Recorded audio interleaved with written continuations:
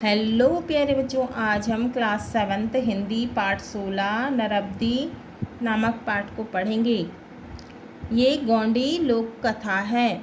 आइए सीखें जनजातीय लोक जीवन से परिचय, अपनों के लिए त्याग की भावना की प्रेरणा, वाक्य संरचना के अनुसार वाक्य को जोड़ना, क्रिया विशेषण और विशेषण का प्रयोग।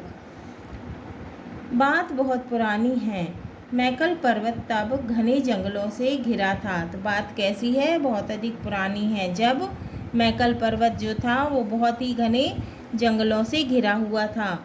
उन्हीं जंगलों में एक गांव था। तो उन जंगलों में एक गांव था। गांव क्या कहें उसे? उसको हम गांव क्या कह सकते हैं? 8-10 झोपड़ियाँ रही होंगी। तो उस गांव में कितनी झोपड़ियाँ होंगी? सिर्फ 8 या 10। उन्हीं में से एक झोपड़ी थी दुग्गन की। तो उनमें से एक झोपड़ी किसकी थी? दुग्गन की झोपड़ी थी।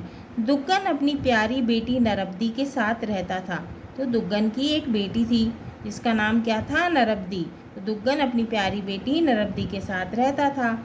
नरब्दी अभी 12 वर्ष की थी। तो नरब्दी कितने वर्ष की थी? 12 वर्ष की थी। उसकी माँ उसे जन्म देकर स्वर्ग सिधार गई थी। तो उसकी माँ स्वर्ग सिधार गई थी, मतलब कि शांत हो गई थी। दुग्गन ने ही उसे माँ की तरह पाला पोसा था।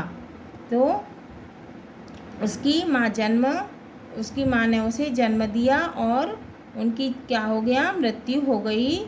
और दुग्गन ने ही उसे माँ की तरह पाला पोसा था। नरब्दी अपने पिता को छोड़कर एक पल भी नहीं रह सकती थी। तो नरब्दी अपने पिता के बिना एक पल भी नहीं रह सकती थी। दुग्गन कभी कंद मूल या दूसरे जंगली फल फूल जुटाने जंगल जाता तो नरब्दी भी उसके साथ चली जाती थी। बरसात आने वाली थी। झोपड़ी की मरम्मत के लिए बांस चाहिए थे। तो बरसात आ रही थी, अब उन्हें झोपड़ी की मरम्मत करना था, इसलिए क्या चाहिए था? उन्हें बांस चाहिए था। दुग्गन सुबह सुबह पहाड़ की दिशा में चल पड़ा। नरब्दी हमेशा की तरह उसके साथ थी। मोटे बांस की तलाश में वे दोनों पहाड़ पर चढ़ते गए, ऊपर और ऊपर। तो बांस की तलाश में वे पहाड़ के बहुत ऊपर चढ़ गए। धूप तीखी हो रही थी, तेज हो रही थी। घर से लाया पानी भी समाप्त हो चुका था, खत्म हो गया था। मैकल की शिखर पर मोटे बांसों का एक झुरमुट दिखाई दिया। तो मैकल पर्वत जो था उसकी शिखर पर जो है उसे क्या दिखा? बांसों का एक झुंड दिखाई दिया। दुग्गन के चेहरे पर खुशी चमक उठी। दुग्गन बहुत खुश हो गया। वह उल्लास से भरकर बोला, नरब्दी वो रहे बांस। तो वो खुश हो गया और बोला, नरब्दी वो रहे बांस। नरब्दी ने मुस्कुराने की कोशिश की। वह बुरी तरह थक चुकी थी। तो नरब्दी बहुत ज़्यादा थक चुकी थी। प्यास के कारण कंठ और होंठ सूख गए थे। दुग्गन चौंक पड़ा। उसने मुड़कर अपनी लाडली की दशा देखी। अब दुग्गन ने अपनी बेटी की दशा देखी। वह चिंतित हो उठा। पूछा, प्यास लगी है? अब उसने पूछा अपनी बेटी से, क्या तुम्हें प्यास लगी है? नरब्दी ने सिर हिलाकर कहा, हाँ। दुग्गन ने उसे झुरमुट के नीचे छांव में बैठा दिया। कहा, तू यहीं बैठी रह, मैं पानी लेकर अभी आता हूँ। और दुग्गन खाली तूंबा लेकर पानी की खोज में निकल पड़ा। तूंबा क्या होता है? विशेष प्रकार की लौकी से बना हुआ बर्तन, उसको क्या कहते हैं? तूंबा। तो दुग्गन खाली तूंबा लेकर पानी की खोज में निकल पड़ा।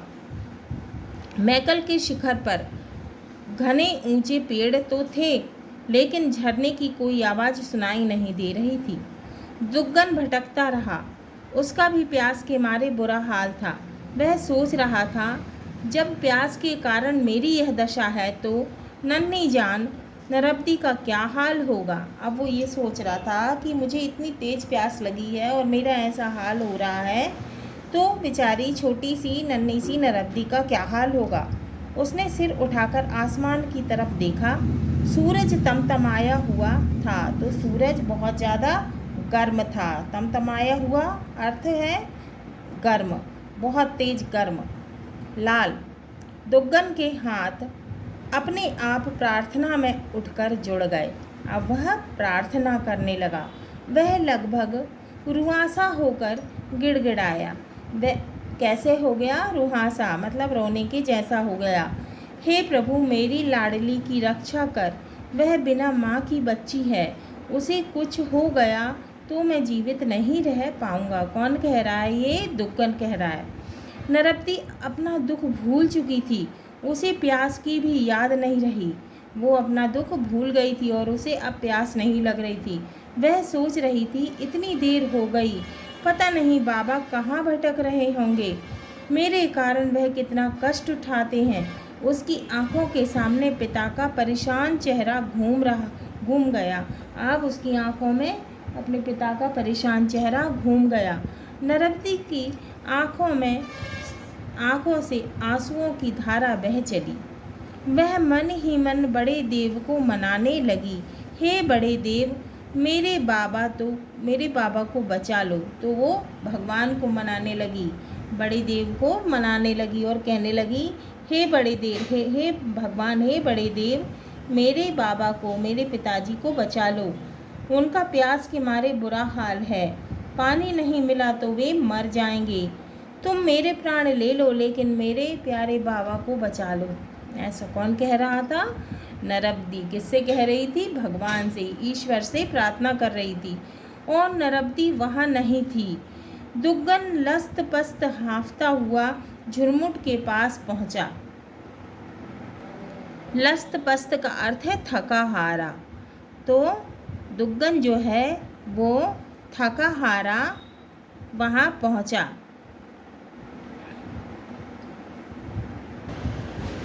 दुग्गन लस्त पस्त हांफता हुआ झुरमुट के पास पहुँचा। नरब्दी को वहाँ ना पाकर वह चिंतित हो उठा। नरब्दी वहाँ उसे नहीं दिखी तो वह बहुत चिंतित हो गया। नरब्दी, नरब्दी, वह जोर जोर से पुकार उठा। वह जोर जोर से चिल्ला रहा था, नरब्दी, नरब्दी। नरब्दी का उत्तर नहीं आया। पर्वत से टकराकर दुग्गन की ही आवाज़ देर तक गूंजती रही। तो दुग्गन की आवाज़ पर्वतों से टकराकर गूंजती रही। नरब्दी, नरब्दी। वह प्रतिध्वनि शांत हुई तो दुग्गन ने ध्यान से सुना।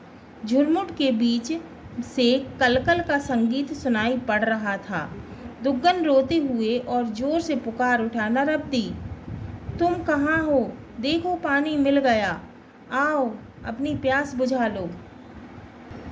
तो दुग्गन बहुत जोर से बोला कि नरब्दी, तुम कहाँ हो? आओ, अपनी प्यास बुझा लो, पानी मिल गया।